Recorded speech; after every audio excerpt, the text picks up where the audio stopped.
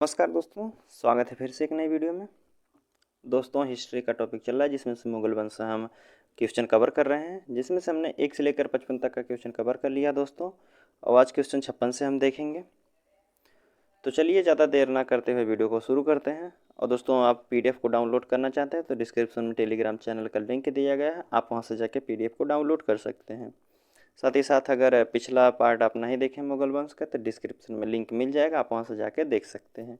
और साथ ही साथ दूसरे सब्जेक्ट का वीडियो देखना चाहते हैं तो प्लेलिस्ट में जाइए, वहाँ हर एक सब्जेक्ट का मॉक टेस्ट आपको मिल जाएगा, PDF भी आपको मिल जाएगा। तो चलिए आज का क्वेश्चन शुरू करते हैं। 55 क्वेश्चन हमने कल कवर कर लिया था, आज के क्वेश्चन जो है 56 से शुरू करेंगे। तो इसमें पहला क्वेश्चन कह रहा है 56 नंबर का, हुमायूं का मकबरा कहाँ है। हुमायूं का मकबरा कहाँ है? दिल्ली में है, आगरा में है, फतेहपुर सीकरी या फिर काबुल में है। तो हुमायूं का मकबरा जो है दिल्ली में है। तो कौन सा होगा? ऑप्शन ए होगा। आगे बात करते हैं तो क्वेश्चन नंबर 57 कह रहा है, किस मुगल शासक ने 2 बार शासन किया था। कौन मुगल शासक था जिसने 2 बार शासन किया था? शाहजहां, हुमायूं, बाबर या फिर जहांगीर। तो 2 बार शासन करने वाला जो शासक है हुमायूं है, यह 2 बार शासन किया था। ठीक, आगे बात करते हैं। तो कह रहा है, भारत में बीबी का मकबरा कहाँ स्थित है। भारत में जो है बीबी का मकबरा कहाँ स्थित है? हैदराबाद में, सीकरी में, औरंगाबाद में, फिर बीजापुर में। तो बीबी का मकबरा जो स्थित है भारत में, बीबी का मकबरा औरंगाबाद में स्थित है। ऑप्शन क्या होगा? ऑप्शन सी होगा। आगे बात करते हैं तो क्वेश्चन नंबर 59 कह रहा है, फतेहपुर सीकरी स्थित लाल पत्थर से निर्मित शेख सलीम चिश्ती के मकबरे को किसने संगमरमर का करवाया था। जो शेख सलीम चिश्ती का मकबरा था, पत्थर का था, उसे संगमरमर का बनवाने वाला कौन शासक था? अकबर, जहांगीर, शाहजहां, दारा शिकोह। तो सही आंसर जो होगा जहांगीर जो है उस पर संगमरमर लगवाया था। आगे बात करते हैं। क्वेश्चन नंबर 60 कह रहा है, किस मुगल शासक को पहले आगरा में दफनाया गया था, बाद में उसकी एक अफगान विधवा शव को काबुल में ले गया, वहीं एक बाग में दफनाया गया था। कौन ऐसा शासक था जिसका जो है अंतिम संस्कार दफना दिया गया था आगरा में, फिर उसके बाद यहाँ से उसके शव को, टूटे फूटे शव को लेकर काबुल में ले जाया गया, वहाँ एक दफनाया गया था अफगान में। तो कौन शासक था वह? बाबर था, हुमायूं, अकबर या फिर जहांगीर। तो वह बाबर था। बाबर को दोस्तों एक बार यहाँ आगरा में दफना दिया गया था, उसके बाद वहाँ उसका समर्थन जो है आई यहाँ से उठा के लेके गए, काबुल में दफनाए थे। आगे बात करते हैं तो क्वेश्चन नंबर 61 कह रहा है, किस मुगल शासक को उपवनों जो उद्यानों में थी, उद्यानों में अत्यंत अभिरुचि के कारण जो है उपवनों का राजकुमार कहा जाता है। उपवनों का राजकुमार किसे कहा जाता है? बाबर, हुमायूं, अकबर, शाहजहां। तो सही आंसर जो होगा बाबर को जो है उपवनों का राजकुमार कहा जाता है। इसको जो है वन में अधिक अधिक लगाव था। आगे बात करते हैं तो कह रहा है, कौन सा पहला मुगल शासक था जिसने कुषाण साम्राज्य के पतन के बाद भारतीय साम्राज्य में काबुल का व कंधार को शामिल किया था। कौन ऐसा मुगल शासक था जिसने कुषाण साम्राज्य के पतन के बाद जो है भारत साम्राज्य में काबुल और कंधार को शामिल कर लिया था। काबुल और कंधार को शामिल करने वाला कौन शासक है? बाबर, हुमायूं, अकबर या फिर जहांगीर। तो सही आंसर जो होगा काबुल और कंधार को शामिल करने वाला जो था बाबर था। आगे बात करें, अगला क्वेश्चन 63 नंबर कह रहा है, किस युद्ध को जीतने के बाद शेरशाह सूरी ने दिल्ली में अफगान सत्ता की स्थापना की थी। कौन सा युद्ध जीता था जो कि शेरशाह सूरी उसके बाद दिल्ली में अपना स्थापना किया था अपने राज्य की। तो विलग्राम का युद्ध या फिर कालिंजर का युद्ध, चौसा का युद्ध, या इनमें से कोई नहीं। तो जो शेरशाह सूरी है वह विलग्राम का युद्ध जीतता है, और उसके बाद जो है शेरशाह सूरी को वहाँ से शेरशाह सूरी और हुमायूं के बीच में यह युद्ध होता है विलग्राम का, जिसे कन्नौज का युद्ध भी कहते हैं। और शेरशाह सूरी इसमें विजयी होता है, हुमायूं को पराजित कराता है, वो हुमायूं को पराजित कर देता है और इनको अफगान जाने के लिए कहता है, और उसके बाद जो है दिल्ली में अपना सत्ता स्थापित कर देता है शेरशाह सूरी। आगे बात करते हैं तो क्वेश्चन नंबर 64 कह रहा है कि निम्नलिखित भारतीय शासकों में से अकबर के समकालीन कौन थे। अकबर के समकालीन कौन था या थी? रानी दुर्गावती, अहिल्याबाई, मार्तंड या फिर राजा जो है सवाई जय सिंह। तो सही आंसर इनमें से होगा रानी दुर्गावती। ठीक, रानी दुर्गावती गोलवाना की जो गोंडवाना की मध्य प्रदेश की शासिका थी, रानी थी, और संग्राम सिंह की विधवा पत्नी थी है। और इन्होंने जो है अकबर की अधीनता को कभी स्वीकार नहीं किया था, अकबर की अधीनता को स्वीकार नहीं किए थे। और यह एकमात्र महिला ऐसी थी जिसने अकबर के सर्वाधिक विरोध किया था। अकबर का सर्वाधिक विरोध करने वाली एकमात्र महिला शासक है रानी दुर्गावती। आगे बात करते हैं तो कह रहा है शाहजहां ने निम्नलिखित में से किस शहर में मोती मस्जिद बनवाई है। शाहजहां जो है किस शहर में मोती मस्जिद बनवाया है, दिल्ली में, जयपुर, आगरा या फिर अमरकोट में। तो मोती मस्जिद जो है बनवाया गया है शाहजहां द्वारा, और कहाँ बनवाया गया है, आगरा में। तो मोती मस्जिद कहाँ है, आगरा में है। अगला है किस मुगल बादशाह ने जजिया नामक कर को पुनः लगाया था। जजिया नामक कर को पुनः लगाने वाला कौन शासक है, अकबर है, जहांगीर, औरंगजेब, शाहजहां। तो सही आंसर जो होगा औरंगजेब। औरंगजेब जो है जजिया कर को पुनः लगाया था, और पूर्ण रूप से जो जजिया कर को समाप्त किया था इससे पहले अकबर ने समाप्त कर दिया था, फिर उसके बाद औरंगजेब आता है पुनः जजिया कर लगा देता है। आगे बात करते हैं तो 67 नंबर का क्वेश्चन कह रहा है अकबर के शासनकाल में जो है अकबर के शासनकाल में अलम गुजार नामक एक अधिकारी रहता था, उसका कार्य क्या था। अलम गुजार किसे कहा जाता है, उसका कार्य क्या था, कानून और व्यवस्था संभालना, या भू राजस्व का मूल्यांकन और संग्रह करना, या राजघराने का प्रभारी होना, या शाही खजाने की देखभाल करना। तो जो अलम गुजार रहता था उस समय अकबर के शासनकाल में वह भू राजस्व एवं मूल्यांकन का संग्रह करता था। आगे बात करें, अगला क्वेश्चन कह रहा है शिवाजी ने मुगलों को किस संधि द्वारा किलों को हस्तांतरित किया था। जो शिवाजी हैं मुगलों को किस संधि के द्वारा और उनके किलों को हस्तांतरित किया था, चित्तौड़ के, पुणे को, पुरंदर की, या फिर तोरण को। तो सही आंसर जो होगा पुरंदर की संधि। पुरंदर की संधि की बात करें तो 1665 ईस्वी में पुरंदर की संधि होती है दोस्तों। और शिवाजी और जो थे उस समय राजा जयसिंह, इन दोनों के बीच में पुरंदर की संधि होती है, जिसके तहत जो है यह पुरंदर की संधि के तहत 35 किले में से 23 किला जो है मुगलों को वापस लौटाना पड़ गया था। शिवाजी अपने पुत्र संभाजी को औरंगजेब की सेवा में भेजना पड़ा था, और अगले वर्ष जो है 1966 में शिवाजी औरंगजेब से मिलने गए थे।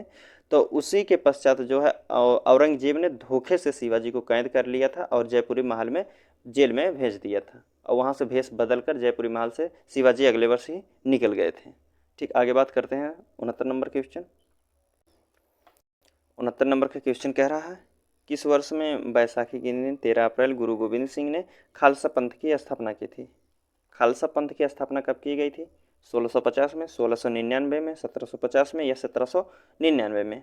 तो सही आंसर जो होगा 1699 में खालसा पंथ की स्थापना की गई थी गुरु गोविंद सिंह द्वारा। अगला क्वेश्चन कह रहा है निम्नलिखित में से कौन सा मुगल बादशाह पहले तो अंग्रेजों का कैदी रहा, फिर बाद में जो है जीवन पर्यंत मराठों का पेंशन भोगी बन गया था। कौन ऐसा मुगल बादशाह था और जो पहले अंग्रेजों का कैदी हुआ करता था, उसके बाद जो है जीवन पर्यंत मराठों का पेंशन भोगी बन गया था। आलम शाह दूती, बहादुर शाह दूती, आलमगीर दूती, या फिर अकबर शाह दूती। तो इसका सही आंसर जो होगा आलम शाह दूती है, यह पहले मुगलों का अंग्रेजों का कैदी रहा था, उसके बाद जो है जीवन पर्यंत मराठों का पेंशन भोगी बन गया था, पेंशन पे जीवन निर्वाह करता था। अगला क्वेश्चन 71 नंबर कह रहा है निम्नलिखित में से कह रहा दक्षिण में निम्नलिखित में से किस शासन में मुगल साम्राज्य तमिल तथा क्षेत्र पर फैला था। जो कह रहा है दक्षिण में निम्नलिखित में से किसके शासनकाल में मुगल साम्राज्य जो है तमिल राज्य क्षेत्र तक फैला था। तमिल तक फैलने वाला कौन शासक था, अकबर था, औरंगजेब, जहांगीर, या फिर शाहजहां।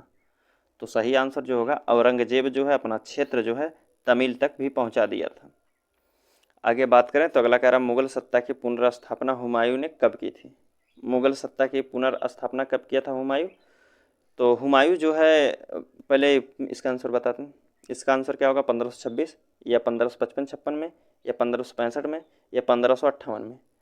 तो सही आंसर जो होगा हुमायूं जो अपनी सत्ता का पुनर्स्थापित करता है 1565 या 66 के आसपास में करता है। ठीक, तो सही आंसर जो होगा 1555 में, जो कि बैरम खां द्वारा अफगान के सेनापति सिकंदर शाह को पराजित करता है। उसके बाद सरहिंद युद्ध के पश्चात 1555 ईस्वी में जो है सरहिंद का युद्ध होता है। उसके बाद जो है हुमायूं दिल्ली की गद्दी पर। अगला क्वेश्चन है 73 नंबर का कह रहा है कि मुगल सत्ता की पुनर्स्थापना किस युद्ध में हुमायूं को मिली विजय के फलस्वरूप में। क्वेश्चन देखिएगा, कह रहा मुगल सत्ता की पुनर्स्थापना किस वर्ष जो है किस युद्ध में हुमायूं को मिली विजय के फलस्वरूप हुई थी। पानीपत का प्रथम युद्ध, या फिर दौर या दौराहा का युद्ध, या फिर मंदसौर का युद्ध, या फिर सरहिंद के युद्ध। तो कौन से युद्ध के बाद जो है पुनर्स्थापना किया था हुमायूं, दोबारा गद्दी पर बैठा किस युद्ध के बाद, तो सरहिंद युद्ध के बाद जो है 1555 ईस्वी में जो कि सरहिंद का युद्ध होता है, और उसके बाद हुमायूं जो है दिल्ली की गद्दी पे दोबारा बैठता है। हुमायूं जो सरहिंद का युद्ध होता है बैरम खां और सिकंदर शाह के बीच में होता है, जिसमें सिकंदर शाह की हार होती है और बैरम खां विजयी होता है।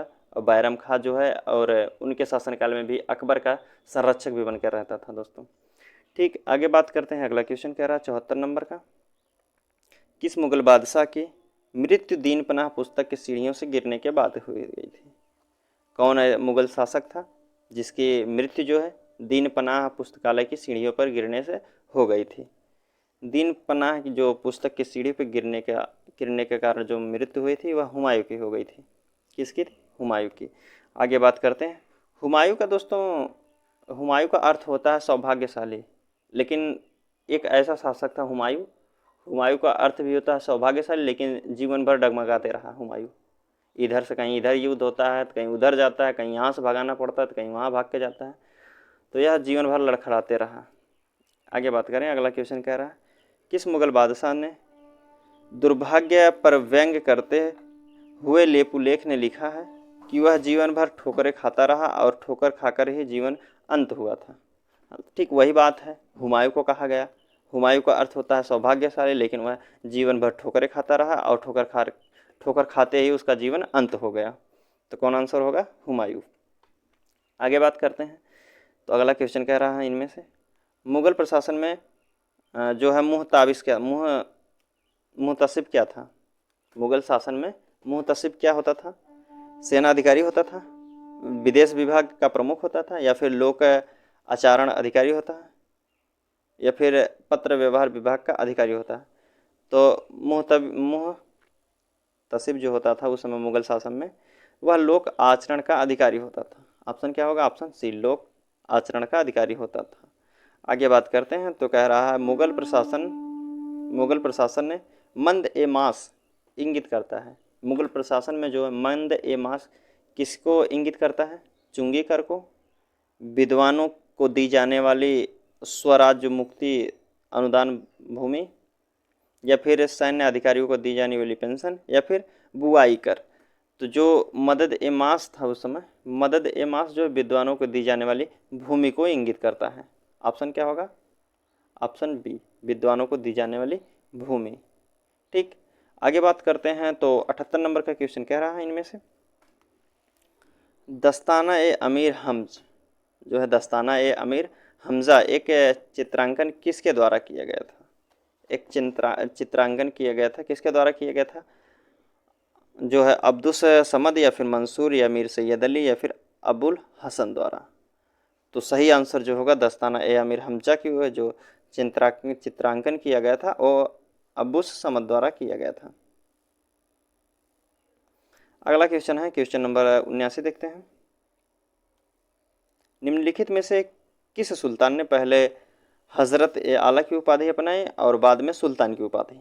कौन ऐसा शासक था जिसने पहले जो है हजरत ए आला की उपाधि अपनाई थी, उसके बाद जो है सुल्तान की उपाधि धारण कर लिया था? बहलोल लोदी, सिकंदर लोदी, शेरशाह सूरी, या फिर इस्लाम शाह सूरी? तो सही आंसर जो होगा शेरशाह सूरी जो है पहले हजरत ए आला की उपाधि धारण करता है, उसके बाद जो है सुल्तान की उपाधि धारण कर लेता है। ठीक, आगे बात करते हैं। 80 नंबर का क्वेश्चन कह रहा है कि निम्नलिखित में से किस मुगल बादशाह को वजीर गाजीउद्दीन के ने दिल्ली के दाखिल नहीं होने दिया था? क्वेश्चन देखिए फिर से। निम्नलिखित में से किस मुगल बादशाह को वजीर गाजीउद्दीन ने दिल्ली में दाखिल नहीं होने दिया था? जो वजीर का गाजीउद्दीन था दिल्ली में दाखिल नहीं होने दिया था, किसको? आलमगीर दूती को, शाह आलम दूती को, या फिर अकबर दूती को, या फिर बहादुर शाह दूती को? तो सही आंसर क्या होगा? तो किसको दिल्ली में दाखिल नहीं होने दिया था? तो शाह आलम द्वितीय को दिल्ली में दाखिल नहीं होने दिया था। आगे बात करते हैं। अगला नंबर क्वेश्चन कह रहा है 81 का, मसनवी जो है, मसनवी जो बाबर द्वारा मुस्लिम कानून में के नियमों में संग्रहित है वह क्या है? पूछना चाहता है मसनवी क्या है? मुबैन है, दीवान है, या फिर प्रोसाडी का तुर्क संग्रह है, या फिर बाबरनामा है? मसनवी क्या है? तो मसनवी जो है मुस्लिम कानून में, मसनवी मुस्लिम कानून को मुआबिन कहा जाता था, मुबाइन कहा जाता था। ठीक, ऑप्शन ए होगा। अगला क्वेश्चन कह रहा है औरंगजेब द्वारा चलाए जिहाद का अर्थ क्या था? औरंगजेब ने चलाया था एक दिन जिहाद, जिहाद का अर्थ क्या था? दार उल हर्ब, या फिर दार उल इस्लाम, या फिर पवित्र युद्ध, या फिर जजिया? तो सही आंसर क्या होगा? दार उल इस्लाम जो है औरंगजेब द्वारा जिहाद का अर्थ होता था दार उल इस्लाम। अगला क्वेश्चन है 83 नंबर कह रहा है कि दिल्ली के लाल किले का निर्माण किसने करवाया था? दिल्ली में लाल किला है और उसका निर्माण करवाने वाला कौन शासक है? अकबर है, नूरजहां है, जहांगीर, या फिर शाहजहां?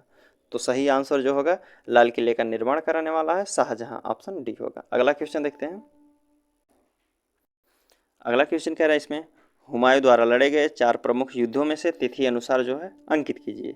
पहले कौन युद्ध लड़ा गया और सबसे लास्ट में कौन युद्ध लड़ा गया था? तो इसमें दिया गया चौसा, दौरा, कन्नौज, बिलग्राम, सरहिंद। तो सरहिंद का जो युद्ध लड़ा गया था वह 55 में लड़ा गया था। कितना? 1555 में। ठीक, 1555 में।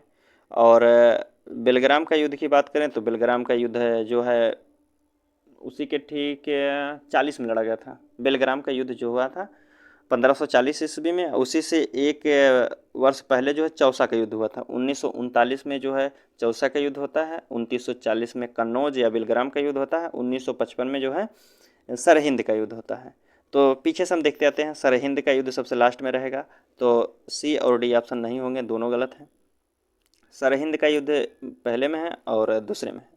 ठीक है, सरहिंद के बाद 55 में सरहिंद होता है और 40 में होता है बिलग्राम का, तो दोनों सही है, बिलग्राम मिला।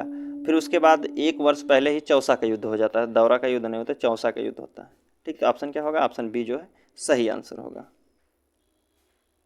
आगे बात करते हैं। 85 नंबर क्वेश्चन कह रहा हूँ, निम्नलिखित में से किस इतिहासकार ने शाहजहां के शासनकाल को मुगल काल का स्वर्ण युग कहा है? कौन इतिहासकार था जिसने शाहजहां के शासनकाल को स्वर्ण युग कहा है? B.S. स्मिथ, या फिर J.N. सरकार, या फिर या जो है A.L. श्रीवास्तव जी, या इनमें से कोई नहीं? BPSC 96 का क्वेश्चन है दोस्तों। तो इतिहासकार जो हैं A.L. श्रीवास्तव जी हैं, इन्होंने जो शाहजहां के शासनकाल को स्वर्ण युग बताया है। आगे बात करते हैं। तो अगला क्वेश्चन कह रहा है पटना को प्रांतीय राजधानी कौन बनाया था? पटना को प्रांतीय राजधानी बनाने वाला शासक कौन है? शेरशाह सूरी, अलाउद्दीन हुसैन शाह, या फिर इब्राहिम लोदी, या फिर शाहजादा अजीम ने?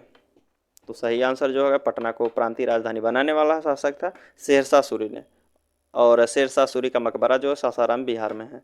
आगे बात करते हैं। अगला क्वेश्चन कह रहा है इनमें से मयूर सिंहासन, मयूर सिंहासन या तख्त ए ताउस, मयूर सिंहासन या तख्त ए ताउस पर बैठने वाला अंतिम मुगल बादशाह कौन था? आलम शाह, शाह आलम प्रथम, या फिर मोहम्मद शाह रंगीला, या बहादुर शाह, या फिर जहांदर शाह? तो सही आंसर जो होगा मयूर सिंहासन पर बैठने वाला अंतिम शासक मुगल बादशाह जो जिसे रंगीला भी कहा जाता था। आगे बात करते हैं। अगला क्वेश्चन कह रहा है पानीपत के युद्ध में बाबर की जीत का मुख्य कारण क्या था?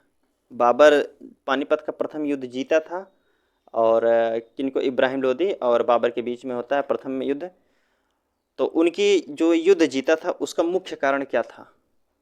वह किसके बल पर जीता था? उनके घुड़सवार सेना पर, उनकी सैन्य कुशलता पर, या तुगलमा प्रथा का, या फिर अफगानों की आपसी कूट में?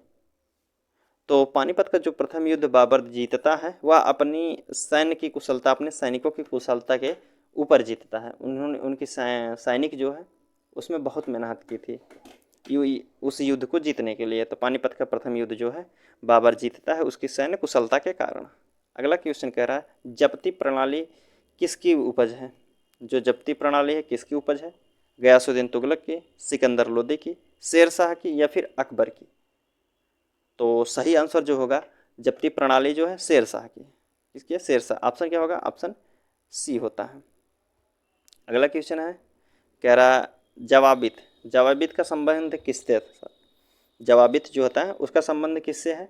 राज्य कानून से, मनसब प्रणाली को नियंत्रित करने वाला कानून, या फिर टकसाल से संबंधित कानून, या फिर कृषि संबंधित कानून था? जो जवाबित था, जवाबित जो है राज्यों का कानून था दोस्तों, राज्य का कानून था। ऑप्शन ए हो जाएगा। आगे बात करते हैं। अगला क्वेश्चन कह रहा ईरान के शाह जो है, ईरान के शाह और मुगल शासकों के बीच झगड़े का जड़ क्या था? ईरान शाह और मुगल शासकों के बीच में झगड़ा होता है, उसकी झगड़े की जड़ क्या थी? काबुल, कंधार, या फिर कुंदूज, या फिर गजनी? तो सही आंसर जो होगा कह रहा ईरान और ईरान के शासक मुगल शासकों के बीच झगड़े की जड़ क्या थी? तो इनके दोनों के झगड़े के बीच जो जड़ थी वह कंधार का क्षेत्र को लेकर ईरान के और मुगल शासकों के बीच में लड़ाई हुई थी। अगला है, मुमताज़ महल का असली नाम क्या था? मुमताज़ महल जो है उनका असली नाम क्या था? अर्जुमंद बानो बेगम, या लाडली बेगम, या मेहरुन्निसा, या फिर रोशन आरा? तो मुमताज़ महल का जो असली नाम है अर्जुमंद बानो बेगम है। अगला कह रहा है, किस मुगल बादशाह को जिंदा पीर कहा जाता है? किस मुगल बादशाह को जिंदा पीर कहा जाता है? अकबर को, औरंगजेब को, शाहजहां, या फिर जहांगीर को? तो जिंदा पीर के नाम से जाना जाता है औरंगजेब को। ऑप्शन क्या होगा? ऑप्शन बी होगा। आगे बात करते हैं। अगला क्वेश्चन कह रहा है, अकबर द्वारा बनाई गई कौन सी इमारत का नक्शा बौद्ध विहार की तरह है?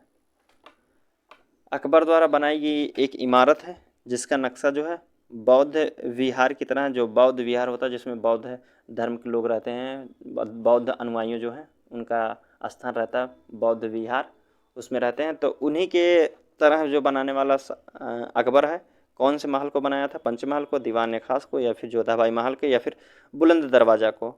तो जो अकबर है पंचमहल को जो है बौद्ध की धर्म के नक्शे की तरह बनवाया था, बौद्ध विहार की तरह। आगे बात करते हैं। तो अगला क्वेश्चन 95 नंबर का क्वेश्चन कह रहा है, अंतिम मुगल बादशाह जो है बहादुर शाह जफर था, उनके पिता का नाम क्या था? अंतिम मुगल बादशाह जो है बहादुर शाह जफर है, उसके पिता का नाम क्या है? अकबर शाह प्रथम, अकबर शाह द्वितीय, औरंगजेब, या फिर शाहजहां? तो सही आंसर जो होगा, मुगल बादशाह का अंतिम जो शासक था बहादुर शाह जफर था, और उसके पिता का नाम था अकबर शाह द्वितीय। ऑप्शन बी होगा। आगे बात करें। अगला क्वेश्चन कह रहा है, अकबर ने सर्वप्रथम वैवाहिक संबंध जो है राजपूतों से जिस गृह में स्थापित किए थे वह कौन था? अकबर ने सर्वप्रथम वैवाहिक संबंध जो है राजपूतों के किस गृह में स्थापित किया था? बुंदेलों के, कछवाहों के, या फिर राठौरों के, सिसोदिया के? तो जो अकबर है अपना प्रथम संवैधानिक जो जो सर्वप्रथम जो है वैवाहिक संबंध बनाता है वह कछवाहों के राजपूतों से बनवाता है। आगे बात करते हैं।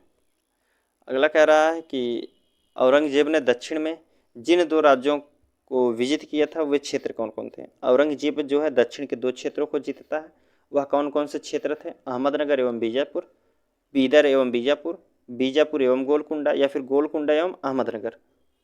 यूपीएससी 2008 का क्वेश्चन है, 4 में भी पूछा गया था। तो औरंगजेब जो है दो क्षेत्रों को दक्षिण भारत में जीता था जिसका नाम था बीजापुर और गोलकुंडा को। कौन कौन? बीजापुर और गोलकुंडा। ऑप्शन सी हो जाएगा। अगला क्वेश्चन है, निम्नलिखित में से मुगल बादशाहों में अपनी आत्मकथा फारसी में लिखी थी? मुगल बादशाहों में किसने जो है अपनी आत्मकथा जो फारसी में लिखा था? बाबर, अकबर, जहांगीर, औरंगजेब? तो जहांगीर जो है अपनी आत्मकथा जो फारसी में लिखा था। आगे बात करते हैं। अगला क्वेश्चन देखते हैं। अगला क्वेश्चन कह रहा है, मुगलों में जो है नवरोज एक त्यौहार होता है, वह किसका कौन लोग मनाते हैं नवरोज का त्यौहार? पर्सियों, यहूदियों, या फिर मंगोलों ने, या फिर तुर्कों द्वारा? तो नवरोज जो त्यौहार था यह पारसियों द्वारा मनाया जाता था। ठीक।